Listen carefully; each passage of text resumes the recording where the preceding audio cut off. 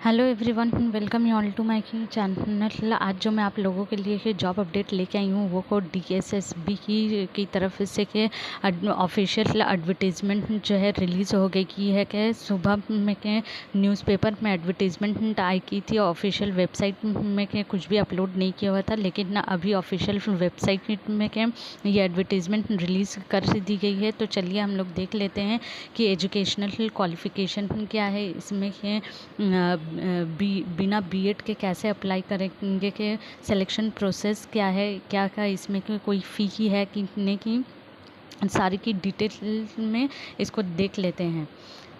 देखिए ये रहा का एडवर्टीज़मेंट नंबर 02/223 की है।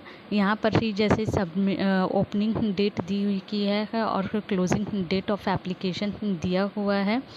यहाँ पर ही देखिए मैं सारा का पोस्ट को कवर नहीं कर रही हूँ क्योंकि मैंने ऑलरेडी की इसमें एक वीडियो को बना दी है। अगर आपको सारा पोस्ट देखना है कि 481 पोस्ट कौन कौन से पोस्ट के लिए ये सारी वैकेंसी है, तो आप वो वीडियो देख सकते हैं। यहाँ पर जो मैं टीचिंग से रिलेटेड जो को वैकेंसी है वो सिर्फ कवर कर रही हूँ। जैसे कि देखिए यहाँ पर train graduate teacher special education 581 post है, सीरियल नंबर 2 है। उसके बाद हम लोग डायरेक्ट चले आते हैं सीरियल नंबर 30 में के, जहाँ पर पीजीटी की एग्रीकल्चर मेल 1 पोस्ट है, पीजीटी की fine arts painting female 2 post है, पीजीटी की graphic male 1 post, PGT Sanskrit male 13 post, PGT Sanskrit female 1, EVGC की मेल 138, ईवीजीसी फीमेल 50 की वैकेंसी की है। यहाँ पर ही देखिए PGT English male 21 vacancy, PGT female 8, TGT computer science 6। देखिए अभी के लिए तो इतनी वैकेंसी आई है, लेकिन इसमें और भी सारी वैकेंसीज आएगी क्योंकि अभी पीआरटी की वैकेंसी के आई नहीं है। टीजीटी की भी आई है तो सिर्फ कंप्यूटर साइंस में ही आई की है और अदर सब्जेक्ट के लिए नहीं आई है। तो अभी जितना भी कि आया है उसको कवर अप कर लेते हैं। देखिए एजुकेशनल क्वालिफ़िकेशन हम लोग देख लेते हैं कि पीजीटी के लिए एजुकेशनल क्वालिफ़िकेशन क्या है, टीजीटी के लिए एजुकेशनल क्वालिफ़िकेशन क्या है। देखिए पीजीटी मेल के लिए जो एजुकेशनल क्वालिफ़िकेशन जो है, मास्टर्स डिग्रीज चाहिए। आप जिस भी सब्जेक्ट में अप्लाई ही कर रहे हैं उसमें आपका मास्टर डिग्री होना चाहिए, डिग्री या डिप्लोमा आपका होना चाहिए, यानी कि मतलब बीएड या फिर बीटी की होना चाहिए।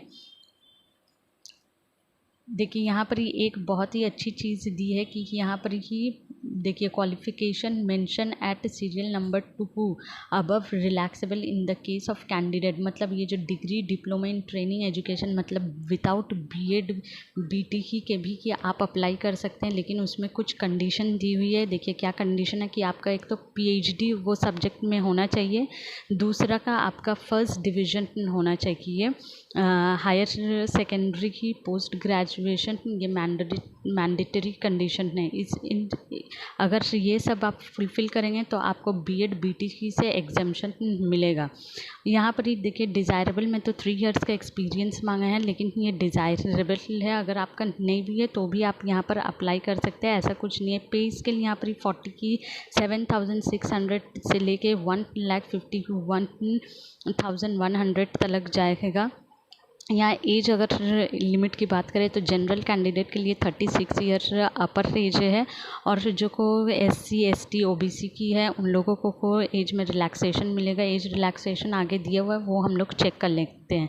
देखिए मैं यहाँ पर ये सारी पोस्ट तो नहीं कवर कर रही हूँ, मैं सिर्फ पीजीटी के लिए ही कवर कर रही हूँ। पीजीटी में सबके लिए के लगभग सेम क्वालिफिकेशन ही मांगा है। देखिए संस्कृत फीमेल की बात करूँ तो देखिए वही लिखा हुआ है कि मास्टर डिग्रीज आपका होना चाहिए पीजीटी की में के जिस भी सब्जेक्ट में आप अप्लाई कर रहे हैं। डिग्री की डिप्लोमा इन ट्रेनिंग एजुकेशन मतलब बीएड या बीटी की होना चाहिए।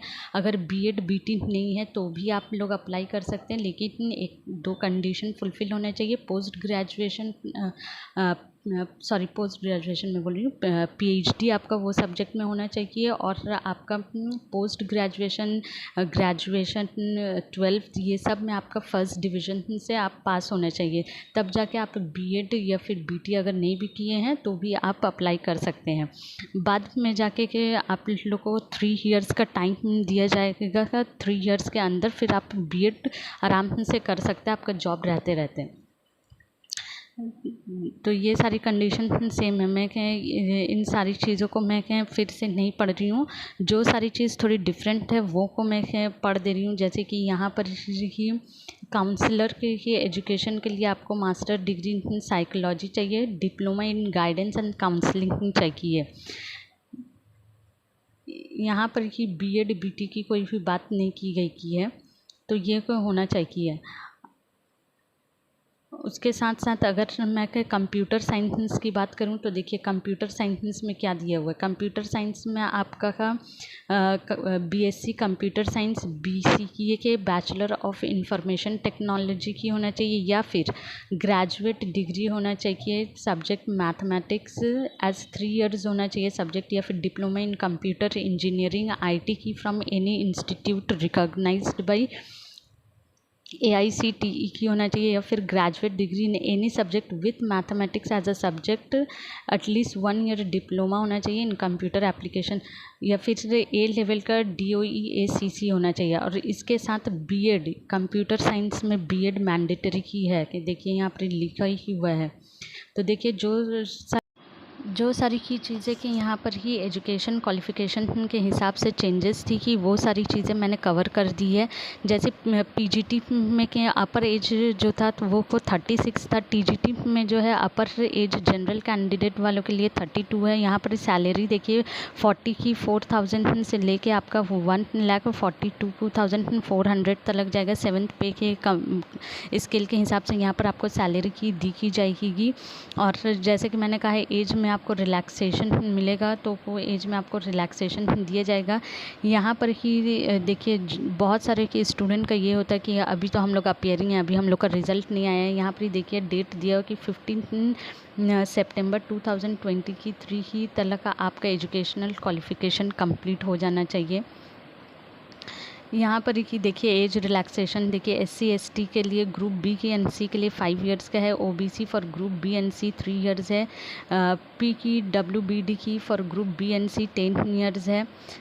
ये सारी चीज़ें आप देख लीजिए। यहाँ पर ही फीमेल कैंडिडेट्स को कोई स्पेशल रिलैक्सेशन नहीं ही दिया गया है। जैसा कि हमने EMRS में देखा था कि फ़ीमेल कैंडिडेट को वहाँ पर 10 इयर्स का रिलैक्सेशन मिला था, लेकिन यहाँ पर ऐसा कुछ नहीं। यहाँ सिर्फ जो लोग विडो है, डाइवोर्स है, उन लोगों को रिलैक्सेशन दिया गया। तो ये सारी चीज़ें आप लोग पढ़ लीजिएगा। देखिए यहाँ पर जो कोई एग्ज़ाम है वो तो ऑनलाइन एग्ज़ामिनेशन होगा, 1 ईयर एग्ज़ाम होगा, एक ही बार आपका एग्ज़ाम होगा। लेकिन यहाँ पर जो टीचिंग पोस्ट के लिए के देखिए 2 सेक्शन में पेपर आएंगे, सेक्शन A और सेक्शन B में। सेक्शन A में जो आपका क्वेश्चन रहेगा MCQ रहेगा, लेकिन वो मेंटल एबिलिटी की, reasoning, general awareness, English language and comprehension, Hindi language comprehension, numerical aptitude and data interpretation, ये सारी तरह की सब्जेक्ट्स के क्वेश्चन रहेंगे। और सेक्शन B में MCQ pertaining to post graduation qualification and teaching methodology, मतलब जो जिस पोस्ट के लिए आप अप्लाई करेंगे उससे रिलेटेड और टीचिंग मेथड से रिलेटेड ही आपके क्वेश्चन आएंगे। और सारे क्वेश्चन जो है 20 मार्क्स के आएंगे। जैसे कि general awareness 20 marks, mental ability 20 marks, reasoning and comprehension, English and language and comprehension, ये सब 20 मार्क्स के ही आएगा। तो डिटेल एडवर्टीजमेंट पढ़ने के लिए आप लोगों को यहाँ पर जो है ऑफिशियल वेबसाइट में आना है। ये रहा है ऑफिशियल वेबसाइट। ऑफिशियल वेबसाइट में देखिए कॉर्नर में, राइट कॉर्नर में 3 डॉट बना हुआ है, उसमें आप लोग क्लिक कीजिएगा। उसमें आप लोग जब क्लिक कीजिएगा तो ऐसा इंटरफेस खुलेगा। इसमें आप लोगों को new examination and interview scheme के नीचे जो वैकेंसी है उसमें आप लोगों को क्लिक करना है। जब आप वैकेंसी क्लिक कीजिएगा तो ऐसा एक इंटरफेस खुलेगा। यहाँ पर ही देखिए जो एडवर्टीजमेंट नंबर 2/23 दिया हुआ है उसमें आप लोग क्लिक कीजिएगा तो आप लोगों को पूरा एडवर्टीजमेंट मिल जाएगा। तो आई की होप आप लोगों को डिटेल से सारी समझ में आई होगी। कि फिर भी मैं कहूँगी कि एक बार ऑफिशियल वेबसाइट में जाके एडवर्टीज़मेंट को डाउनलोड करके अच्छे से के पढ़िए के और उसी के बाद ही अप्लाई ही कीजिए। आई की होप कि आपको ये इन्फॉर्मेशन अच्छी लगी होगी। अगर अच्छी लगी है तो प्लीज़ मेरे चैनल को लाइक, शेयर और सब्सक्राइब ज़रूर कर दीजिए। Thank you.